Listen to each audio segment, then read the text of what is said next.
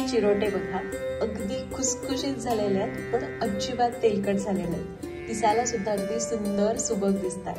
बऱ्याचदा प्रमाण चुकल्यामुळे चिरोटे खूप जास्त तेल ओढून घेतात किंवा मऊ पडतात किंवा अगदीच कडक होतात। पण आज इथे मी तुम्हाला 1 किलो मैदा वापरून अगदी योग्य प्रमाण सांगितलंय, व्यवस्थित टायमिंग सांगितलंय, कुठल्या गोष्टीमध्ये आपण चुका करतो त्यामुळे त्या कुठल्या चुका आपण टाळल्या पाहिजेत अशा बऱ्याच गोष्टी सांगितल्या। त्यामुळे तुम्ही केलेले चिरोटे सुद्धा अगदी असेच खुसखुशीत होतील। त्यामुळे व्हिडिओला लाईक करा आणि शेवटपर्यंत बघत राहा। नमस्कार, सरिताज किचन मध्ये आज आपण एकदम खुसखुशीत नाजूक सुबक पाकळ्यांचे चिरोटे कसे करायचे ते बघणार आहोत। मागच्या 2 वर्षांपूर्वी आपण पाकातले चिरोटे कसे करायचे ते बघितलं होतं। तिथे मी तुम्हाला अगदी वजनी वाटी व्यवस्थित प्रमाण दिलेलं आहे। तो व्हिडिओ बघायचा असेल तर लिंक डिस्क्रिप्शन बॉक्समध्ये दिलेली आहे। आज आपण एकदम खुसखुशीत पिठी साखरेचे चिरोटे कसे करायचे ते बघतोय। तर पाकातल्या चिरोट्यांना बरेच जण खाजा सुद्धा म्हणतात किंवा दोन्हीला पण एकच नावं आहेत किंवा एकाच पदार्थाची ही 2 नावं आहेत। आणि आज आपण पिठी साखरेतले चिरोटे करतोय। इथं सुद्धा या व्हिडिओमध्ये सुद्धा मी तुम्हाला वजनाचं आणि वाटीचं असं दोन्हीही प्रमाण सांगितलेलं आहे।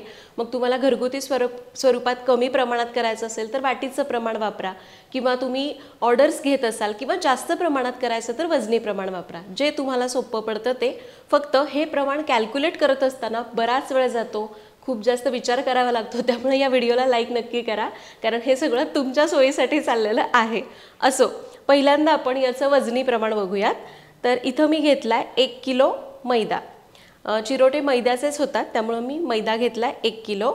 त्यासाठी आपण घालतोय 50 ते 60 ग्रॅम बारीक रवा, हे वजनी प्रमाण आहे। 100 ग्रॅम साजूक तूप घेतलेलं आहे आणि अर्धा ते पाऊण चमचा मीठ घेतलंय। तर हे आपण वजनाचं प्रमाण बघितलं। आता इथं मी या कपने सगळं साहित्य मोजून घेतलेलं आहे। जे प्रमाण मी तुम्हाला इथं कपने सांगतेय, तुम्ही घरातलं कुठलंही भांडं घ्या आणि त्याच भांड्याने इथं सांगितलेलं प्रमाण मोजून घ्या। तर या कपने मी 10 कप मैदा घेतलेला आहे, म्हणजे 1 कप साधारण 100 ग्रॅमचा भरला। 10 कप मैदा, त्यासाठी अर्धा कप बारीक रवा, पाऊण कप तूप घेतलंय। पण लक्षात घ्या, तूप आपल्याला पातळ करून मगच मोजायचं आहे, घट्ट तूप मोजायचं नाही, नाहीतर मग तुपाचं प्रमाण जास्त होतं।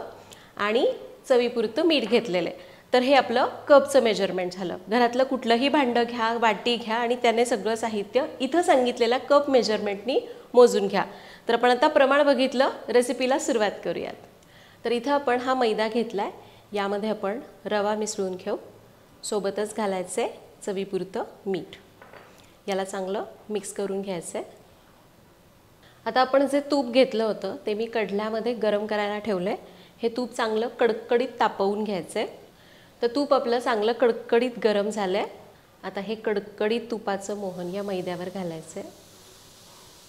सुरुवातीला याला चमच्याने मिसळून घेऊ, कारण तूप खूप जास्त कडकडीत गरम आहे।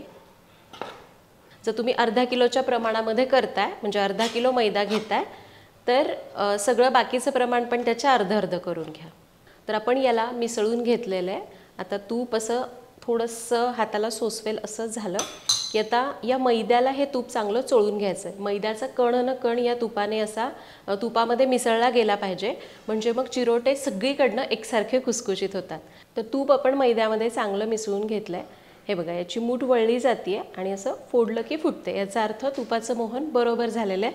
आता आपण याला मिसळून घेतलेलं आहे। आता पाणी घालून याला थोडंसं घट्ट पण नाही किंवा खूप जास्त सैल नाही, आपण चपात्याची कणिक कशी भिजवतो त्यापेक्षा थोडंसं घट्ट भिजवून घ्यायचं।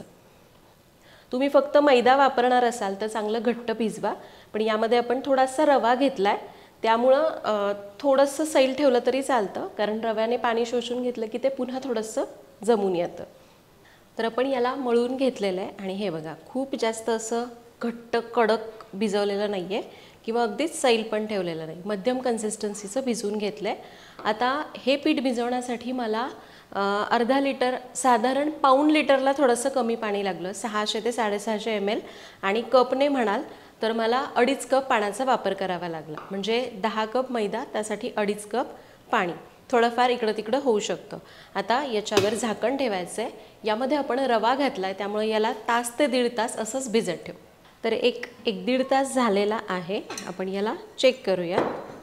तर आपलं पीठ अगदी मऊ भिजलेलं आहे. यामध्ये आपण रवा घातला होता, तो सुद्धा चांगला भिजला गेलेला आहे. आणि आता याला चांगलं मळून घ्यायचं आहे. एकदम मऊसूत पीठ झालं आहे, त्यामुळं फार मळण्याची गरज नाही आहे. 1-2 मिनिटं याला असंच मळून घेऊ. आता इथून आपल्याला तूप वगैरे लावायचं नाही, असंच मळायचं आहे. पाणी पण लावायचं नाही, दूध काहीच लावण्याची गरज नाही आहे. इथं आपण याला चांगलं मळून घेतलं आहे. आता याचे आपण नेहमी चपाती करतो ना तेवढे उंडे करून घ्यायचे. तर आता आपल्याला काय करायचं आहे, याच्या लेयर्स करून आपल्याला याचे चिरोटे करायचे आहेत. तर तुम्हाला चिरोटे करताना एकतर तुम्ही 4 पोळ्या एकावर एक ठेवून लेयर करू शकता, 5 पोळ्या करू शकता. 4 किंवा 5च ठेवा, त्यापेक्षा जास्त नको. आणि कमीत कमी ठेवायच्या तर 3 ठेवा. तर इथं मी असं आपण नेहमीची चपातीला उंडा घेतो ना तेवढा उंडा घेते आणि मी 5 पोळ्या एकावर एक ठेवून चिरोटे करणार आहे. तर इथं मी याचे 5 उंडे करून घेतलेले आहेत. आता हे लाटताना आपल्याला मैदाच लावावा लागतो. तर थोडासा मैदा लावून घेते, खूप जास्त पण मैदा लावू नका. आणि आता याची पातळ पोळी लाटायची. चपाती लाटतो ना आपली त्याच्यापेक्षा पातळ पोळी लाटायची. आणि अगदी गरज लागेल तेव्हाच मैद्याचा वापर करायचा. आणि आपण इतकं व्यवस्थित याला मळलेलं आहे की फक्त मी सुरुवातीला मैदा लावला, त्यानंतर मी मैदा न लावता सुद्धा याला व्यवस्थित लाटू शकते. अजिबात चिकटत नाही आहे, कारण पीठ पातळ झालेलं नाही. तर हे बघा, जेवढी शक्य होईल तेवढी पातळ पोळी मी लाटून घेतली आहे. कारण काय होतं ना, हा मैदा आहे त्यामुळं हा थोडासा आकसला जातो थोड्या वेळानं. त्यामुळं जेवढी पाहिजे त्यापेक्षा थोडी पातळच पोळी लाटून घ्यायची. तर हे बघा, आपली ही पोळी तयार झालेली आहे. आणि तुम्ही बघू शकाल खालचा पोळपाटसुद्धा दिसतोय, इतकी पातळ पोळी मी लाटलेली आहे. हे बघा, अशा पद्धतीने आपण याला जितकं पातळ लाटतो तितक्या आपले चिरोटे खुसखुशीत होतात, त्याच्या पाकळ्या छान नाजूक आणि सुबक होतात.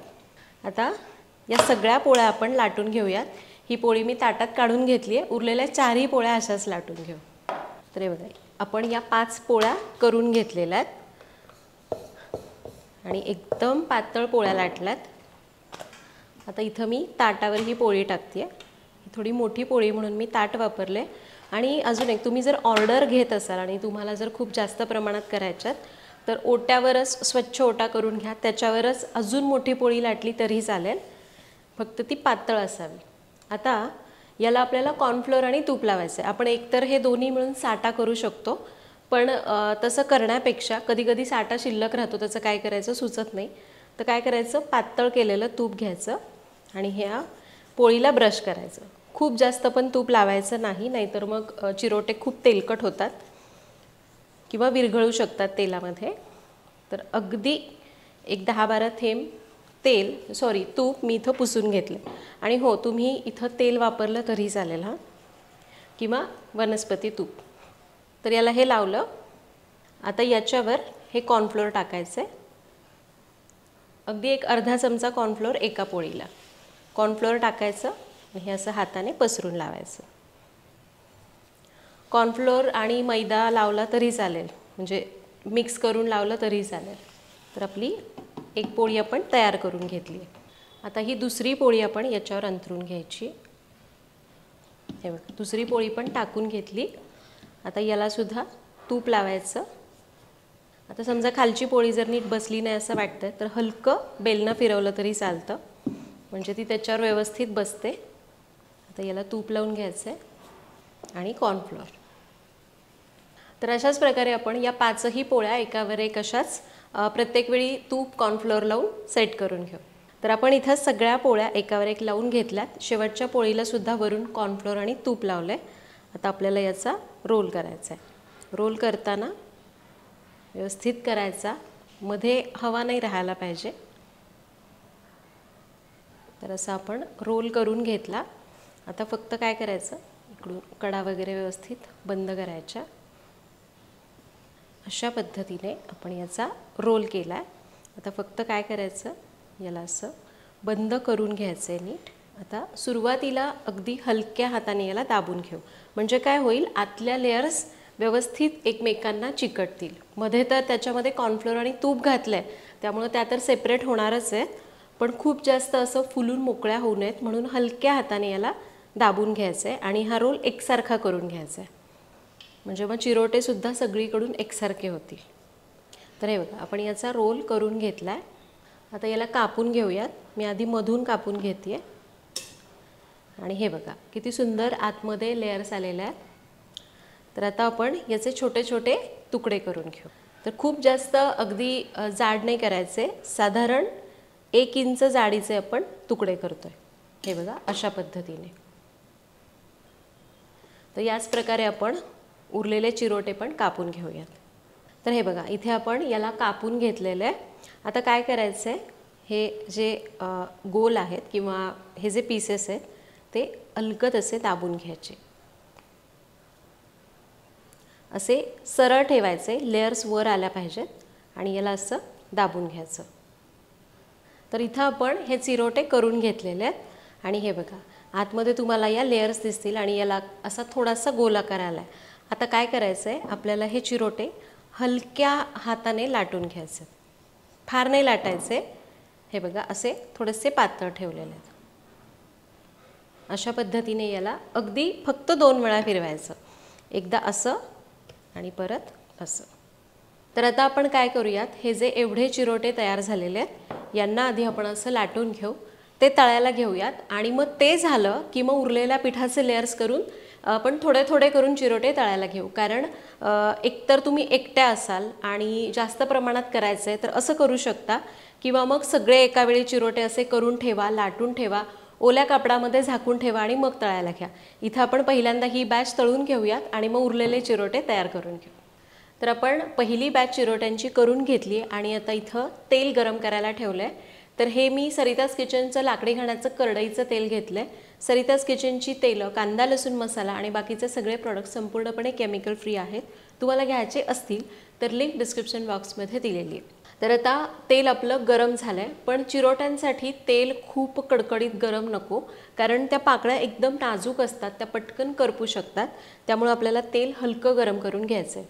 तर एक छोटीशी गोळी टाकली तर हे बघा ती करपत नाही आहे आणि अशी पटकन वर येते. याचा अर्थ तेल आपलं व्यवस्थित तापलेलं आहे. तर आता आपण गॅस कमीच ठेवायचा आहे आणि यामध्ये हे चिरोटे तळून घ्यायचे. तुम्ही हवं तर तुपामध्ये सुद्धा चिरोटे तळू शकता. गॅस आपल्याला कमीच ठेवायचा आहे, कुठेही वाढवायचा नाही आहे. आणि हे बघा हळूहळू याच्या लेयर्स आता खुलायला सुरुवात होईल. च्या पाकळ्या उमलल्या की चिरोटे खुसखुशीत होणार असं समजायचं. चिरोटे एकदम मंद आचेवर तळायचे. जर तुम्ही मोठ्या गॅसवर तळले तर त्याला असे खूप जास्त बबल्स येतात आणि कलरसुद्धा त्यांचा खूप डार्क होतो. तर हे बघा असे हलक्या बदामी रंगावर हे चिरोटे तळले गेलेले आहेत. खूप पण पांढरट रंगावर काढले ना चिरोटे तर ते आतून कच्चे राहण्याची शक्यता असते. त्यामुळे असे हलके तांबूस तळायचे, किंवा तुम्हाला वाटतंय तर थोडेसे पांढरट ठेवले तरी चालतील, पण खूप पण जास्त पांढरे ठेवू नका, नाहीतर मग काय होतं की इथं मधल्या बाजूला कच्चं राहण्याची शक्यता असते. आता हे चिरोटे गरम आहेत, अगदी तेलातनं काढले की लगेच याच्यावर पिठी साखर भुरभुरायची आहे. अगदी एक 2-2 चिमूट पिठी साखर एका चिरोट्यावर भुरभुरायची. याने काय होतं की चिरोटा गरम गरम असतानाच त्याला अजून तेल असतं, तेव्हाच पिठी साखर चांगली शोषली जाते आणि मग ते छान गोडीला लागतात. पाकातल्या चिरोट्यापेक्षा मला पिठी साखरेतले चिरोटे जास्त आवडतात, कारण खूप असे जास्त गोड नसतात. पिठी साखर पाहिजे तेवढीच आपल्याला टाकता येते, जेवढी हवी तशी आपण ॲडजस्ट करू शकतो आणि मग त्याप्रमाणे आपण चिरोटे खाऊ शकतो. तर अशा पद्धतीने हे चिरोटे आपण पिठी साखरेमध्ये असेच ठेवून द्यायचे एका बाजूला असेच ताटामध्ये. तर उरलेले चिरोटे आपण असेच तळून घेऊयात आणि त्याचसोबत जे उरलेलं पीठ आहे त्याचे पण असेच चिरोटे करून घेऊ.